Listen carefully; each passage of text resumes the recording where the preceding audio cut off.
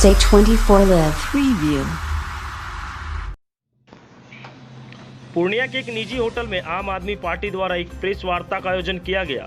Press वार्ता को मुख्य रूप से आम आदमी पार्टी के बिहार प्रदेश अध्यक्ष सुशील सिंह ने संबोधित किया, जो कि इन दिनों हम बदलेंगे बिहार नामक यात्रा को लेकर पूरे बिहार की यात्रा पर निकले हुए हैं और कल शाम इनका काफिला पूर्णिया पहुंचा था।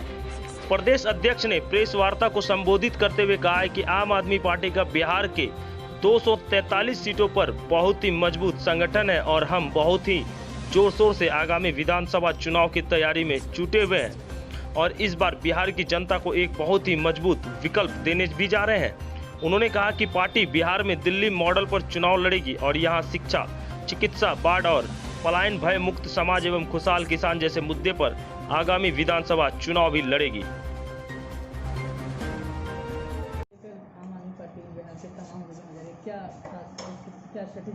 नमस्कार साथियों, आज मैं पूर्णिया में हूँ।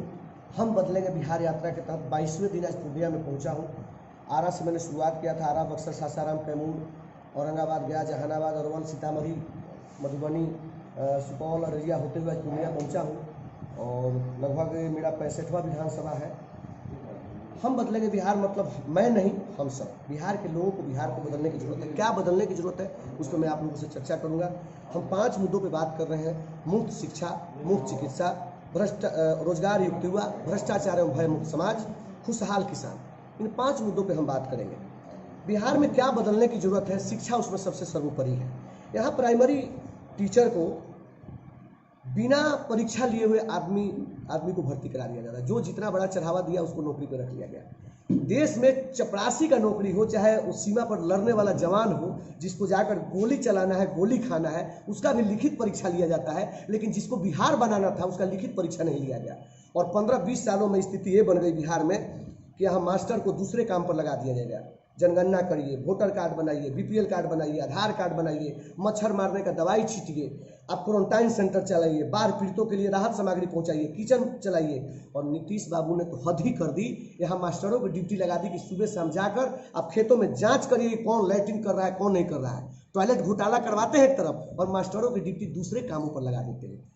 स्कूल में बच्चा जाता है खिचड़ी खाने के लालच में, माता पिता पोशाक 20,000 रुपया मिल जाएगा, साइकिल मिल जाएगा, इसके लिए बच्चों को भेज देते हैं। लेकिन वहाँ सरकार जानबूझकर सोची समझी साजिश के तरह बिहार के 90% गरीब लोगों को पढ़ने नहीं देती है। मैट्रिक का परीक्षा होता है, इंग्लिश में फेल तभी रिजल्ट दे दिया जाता है और जब हमारा बच्चा पढ़ के यहाँ से दूसरे प्रदेश में जाता है तो लोग कहते हैं कि खरीदा हुआ डिग्री लेके आया है। इंग्लिश में एक एप्लीकेशन नहीं लिख पाता है और इस स्थिति में उसको जाकर वहाँ चपरासी का काम करना पड़ता है, फैक्ट्री में काम करना पड़ता है, ऑटो चलाना पड़ता है, सिक्योरिटी गार्ड का काम करना पड़ता है, माली का काम करना पड़ता है। मतलब एक तरीके से पूरे बिहार के 14.5 लाख बच्चों ने मैट्रिक का परीक्षा दिया, 12.5 लाख बच्चों ने अगर पास किया तो उसमें से टोटल बच्चों को मजदूर बनाने का काम बिहार सरकार ने किया है। यहाँ से ITI का डिग्री लेके लोग चला जाए लेकिन दूसरे प्रदेश में नौकरी नहीं मिलता है।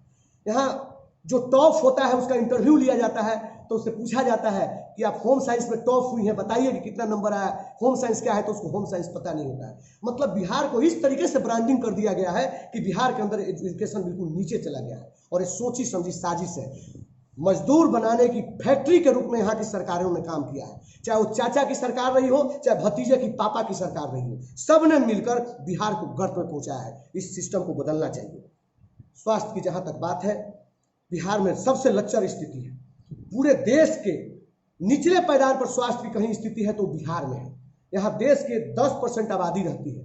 1 अरब 40 करोड़ जहाँ देश की आबादी लगभग है, उसमें से 14 करोड़ के आसपास आबादी बिहार में रहती है। लेकिन अस्पतालों के नाम पर जो कागजों में चलता है, जमीन पर दिखेगा नहीं, 1100 के आसपास लगभग यहाँ पे अस्पतालें हैं। कैसे लोग का इलाज होगा? बाढ़ आ गया, सांप निकल रहा है, सांप काट ले, कुत्ता काट ले, अब जाइए अस्पताल में इलाज कराने के लिए, कुत्ता काटने का दवाई नहीं मिलेगा लेकिन कुत्ता घूमता हुआ जरूर अस्पताल में मिल जाएगा।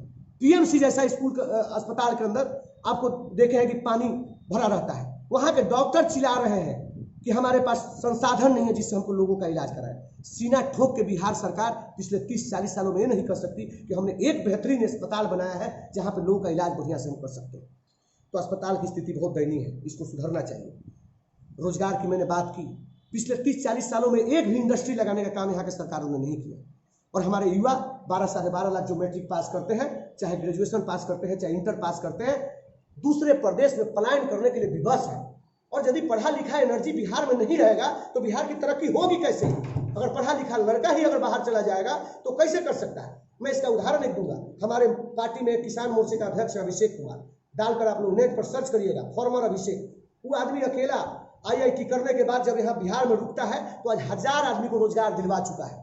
अगर एक पढ़ा लिखा लड़का बिहार में रुकता है तो 1000 आदमी को रोजगार दिलवा सकता है। अगर 12 लाख लड़का जो साल का पलायन करता है उसमें से 10%, 15%, 20% अगर लड़का यहाँ बिहार में रुक जाता, अपनी एनर्जी को यहाँ लगाता, तो बिहार जरूर आगे चला जाता। तो पलायन पर रोक लगाने की जरूरत है। रोजगार पर बात आज तक किसने नहीं किया। भ्रष्टाचार क्या है? भ्रष्टाचार, एक पढ़ा लिखा लड़का जब जाति प्रमाण पत्र बनवाने, आवासीय बनवाने ब्लॉक में जाता है तो अब बैठे अधिकारियों को शर्म नहीं आता कि जो लड़का भी पढ़ाई कर रहा है उससे भी 500-1000 रुपया ले लिया जाता है। ये भ्रष्टाचार, इस पर रोक लगाना पड़ेगा। किसानों की बात करते हैं, सरकार एक तरफ पीठ ठोकती है कि मैं 265 रुपये में यूरिया उपलब्ध करा रही हूँ, लेकिन जब किसान खरीदने जाता है बाजार में तो मिनिमम 350 रुपया, मैक्सिमम 500 रुपया तक लोग ले लेते हैं उससे। खाद का दाम बढ़ गया, बीज का दाम बढ़ गया, लेकिन धान का समर्थन मूल्य भी खरीदने के लिए सरकार तैयार नहीं है। यहाँ बाजार नहीं, बार हाता है। बार हाता नहीं, बार मंगाया जाता है, क्योंकि सोने की मुर्गी अंडा जो देती है ना, वो मुर्गी बन गई है बार बिहार की। बार आएगा तो वहाँ पे राहत सामग्री के नाम पर, चूड़ा मीठा के नाम पर, तरी तिरपाल के नाम पर रोड टूटेगा, बांध टूटेगा, सब में टेंडर होगा, सब में कमीशन आएगा। यहाँ के नेता और अधिकारी चाहते ही नहीं है कि बिहार के बाढ़ की समस्या से निजात दिलाया जाए। बाढ़ की समस्या से निजात दिलाना यहाँ के अधिकारी नहीं चाहते। जहाँ आधा प्रदेश बाढ़ में डूबा रहता है वहीं आधा प्रदेश सूखे से ग्रस्त है। क्यों नहीं इस पर काम होना चाहिए? यहाँ के सरकारों ने काम नहीं किया है। टॉप से बटन पे पहुंचाने का काम यहाँ के सरकारों ने पिछले 30-40 सालों में किया है। जात की राजनीति, धर्म की राजनीति करने वाले लोग, आरक्षण की राजनीति करने वाले लोग, जब आरक्षण में 6 गो सीट मिलता है तो 5 गो अपने परिवार के लोगों को लड़ा देते हैं। एक नेता कहता है कि हम अगर सत्ता में पूर्ण रूप से आ गए तो प्राइवेट कंपनियों के अंदर आरक्षण दे देंगे। ससुरा को ये भी पता नहीं है कि बिहार में प्राइवेट कंपनी नहीं लगी। अरे पहले प्राइवेट कंपनी तो लगाओ, इसके बाद आरक्षण की तुम बात कर लेना। आरक्षण की बात करते हो मतलब बिहार के लोग को कह रहे हो कौआ कान ले जा रहा है, हम कौआ के पीछे भाग रहे हैं, कान नहीं टटोल रहे हैं। बिहार में इंडस्ट्री चाहिए, रोजगार चाहिए, शिक्षा चाहिए, स्वास्थ्य चाहिए। जो भीमराव अंबेडकर ने संविधान में लिखा था 5 बातें, रोटी, कपड़ा और मकान, 3 पर आपने कितना काम किया हो तो दूर की बातें हैं।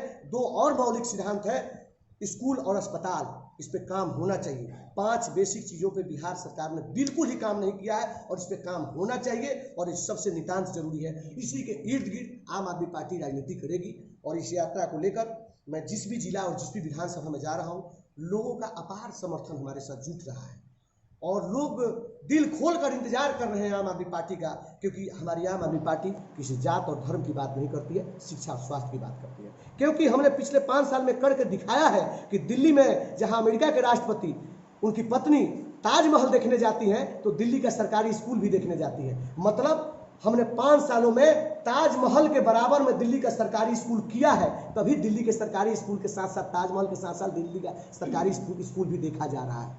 तो अगर दिल्ली मॉडल बन सकता है तो बिहार भी मॉडल बन सकता है, क्योंकि दिल्ली में बिहार का वो कोई ऐसा गांव नहीं है 45